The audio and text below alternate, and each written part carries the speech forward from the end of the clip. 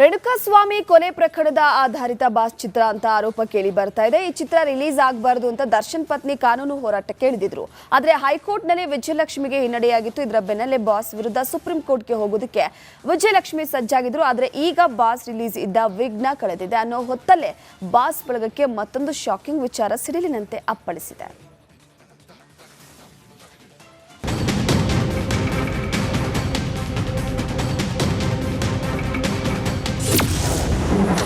Charge sheet ಆಧಾರದಲ್ಲಿಯೇ cinema ಮಾಡಿದ್ರ ಸುಮಾರು 2 ತಿಂಗಳಿಗೂ ಹೆಚ್ಚು ಕಾಲ ಬಾಸ್ ಬಿಡುಗಡೆ ವಿವಾದ ಹೈಕೋರ್ಟ್ನಲ್ಲಿ ವಿಚಾರಣೆ ಆಯಿತು. ವಾದ ಪ್ರತಿವಾದ ಆಲಿಸಿದ ನ್ಯಾಯಮೂರ್ತಿ ಪ್ರದೀಪ್ ಸಿಂಗ್ ಯರಿಯೂರು ಬಾಸ್ ಚಿತ್ರದ ಬಿಡುಗಡೆಗೆ ಇದ್ದ ಮಧ್ಯಂತರ ತಡೆಯಾಜ್ಞೆ ತೆರವುಗೊಳಿಸಿದರು. ಚಿತ್ರದಲ್ಲಿ ಅಪೀಲುದಾರರ ವೈಯಕ್ತಿಕ ಜೀವನ, ಕುಟುಂಬ, ಸಿನಿಮಾ ಜೀವನಕ್ಕೆ ಸಂಬಂಧಿಸಿದ ಘಟನೆ ಬಳಸಿಕೊಂಡಿಲ್ಲ ಎಂಬ ಲಿಖಿತ ಹೇಳಿಕೆ ಪಡೆದು ಬಾಸ್ ಚಿತ್ರದ ರಿಲೀಸ್ಗೆ ಗ್ರೀನ್ ಸಿಗ್ನಲ್ ಕೊಟ್ಟಿದ್ರು. ಇದರಿಂದ ಫುಲ್ ಖುಷ್ ಆಗಿದ್ದ ಚಿತ್ರತಂಡ ಹೈಕೋರ್ಟ್ ಆದೇಶದ ದಿನವೇ ಚಿತ್ರದ ಟ್ರೇಲರ್ ಲಾಂಚ್ ಮಾಡಿ ಬಾಸ್ ಬಿಡುಗಡೆಗೆ ಸಿದ್ಧತೆ ಮಾಡಿಕೊಳ್ತಾ ಇದ್ದಾರೆ. ಆದರೆ ಈಗ ಬಾಸ್ ಬಳಗಕ್ಕೆ ಮತ್ತೆ ಶಾಕ್ ಕೊಡೋಕೆ ದರ್ಶನ್ ಪತ್ನಿ ವಿಜಯಲಕ್ಷ್ಮಿ ಸಜ್ಜಾಗಿ ಸುಪ್ರೀಂ ಕೋರ್ಟ್ ಮೆಟ್ಟಿಲೇರಲು ಸಜ್ಜಾಗಿದ್ರು. ಆದರೆ ಬಾಸ್ ರಿಲೀಸ್ಗೆ D boss Darshan green signal ಕೊಡುವ ಮೂಲಕ ಚಿತ್ರತಂಡಕ್ಕೆ ಸರ್ಪ್ರೈಸ್ ಕೊಟ್ಟಿದ್ದಾರೆ. ಹೌದು, ಬಾಸ್ ರಿಲೀಸ್ ಆಗದಂತೆ ಸುಪ್ರೀಂ ಕೋರ್ಟ್ಗೆ ಹೋಗಲು ರೆಡಿಯಾಗಿದ್ದ ಪತ್ನಿ ವಿಜಯಲಕ್ಷ್ಮಿ ಅವರನ್ನ ಜೈಲಿಗೆ ಕರೆಸಿಕೊಂಡು ದರ್ಶನ್ ಸುಪ್ರೀಂ ಕೋರ್ಟ್ಗೆ ಹೋಗದಂತೆ ಸಲಹೆ ನೀಡಿದ್ದಾರೆ. ದರ್ಶನ್ ಪರ ವಾದ ಮಾಡಲು ರೆಡಿಯಾಗಿದ್ದ ವಕೀಲ ಪ್ರಥಮ್ ಇಬ್ಬರಿಗೂ ಸಲಹೆ ಕೊಟ್ಟಿರುವಂಥ ದರ್ಶನ್ ಸುಪ್ರೀಂ ಕೋರ್ಟ್ಗೆ ಹೋಗದಂತೆ ಹೇಳಿ ಆ ಚಿತ್ರಕ್ಕೆ ಜಾಸ್ತಿ ಬಂಡವಾಳ ಹಾಕಿದ್ದಾರೆ.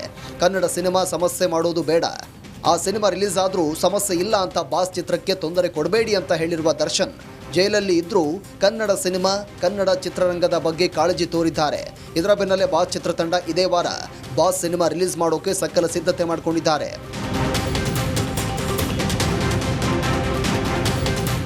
ಒಂದು ಕಡೆ ದರ್ಶನ್ ಸಪೋರ್ಟ್ ಬೆನ್ನಲ್ಲೇ ಬಾಸ್ ಬಳಗ ಸಿನಿಮಾ ರಿಲೀಸ್ ಮಾಡೋಕೆ ಸಜ್ಜಾಗಿದೆ. ಆದರೆ ರೇಣುಕಾಸ್ವಾಮಿ ಕೇಸ್ನಲ್ಲಿ ಜೈಲು ಸೇರಿರುವಂಥ ಕೆಲವು ಆರೋಪಿಗಳ ಮನೆಯವರು ಬಾಸ್ ಸಿನಿಮಾ ವಿರುದ್ಧ ಸಿಡಿದು ನಿಲ್ಲೋಕೆ ಸಜ್ಜಾಗಿದ್ದಾರೆ ಅನ್ನೋ ವಿಚಾರ ಈಗ ಚಿತ್ರತಂಡಕ್ಕೆ ಆತಂಕ ತಂದಿದೆ. ದರ್ಶನ್ ಈಗಾಗಲೇ ಬಿಗ್ ಸ್ಟಾರ್, ಬಾಸ್ ಸಿನಿಮಾ ಬಂದರೂ ಅವರಿಗೆ ಸಮಸ್ಯೆ ಆಗಲ್ಲ.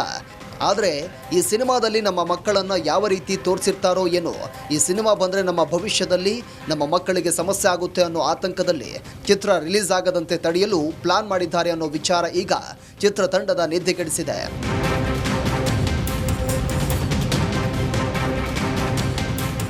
ಇನ್ನು ಬಾಸ್ ಸಿನಿಮಾ ರೇಣುಕಾಸ್ವಾಮಿ ಕೊಲೆ ಪ್ರಕರಣದ ಚಾರ್ಜ್ ಶೀಟ್ ಆಧಾರದಲ್ಲಿಯೇ ಕತೆ ಮಾಡಿದ್ದಾರೆ ಅನ್ನೋ ಆರೋಪವೂ ಕೂಡ ಈಗ ಕೇಳಿಬರ್ತಾ ಇದೆ. ಇನ್ನು ಈ ಚಿತ್ರ ನಾಳೆಯೇ ರಿಲೀಸ್ ಆಗ್ತಾ ಇದ್ದು, ಉಳಿದಿರುವ ಕೆಲವು ಗಂಟೆಗಳಲ್ಲಿ ಏನೆಲ್ಲ ಹೈ ಡ್ರಾಮಾ ನಡೆಯುತ್ತೆ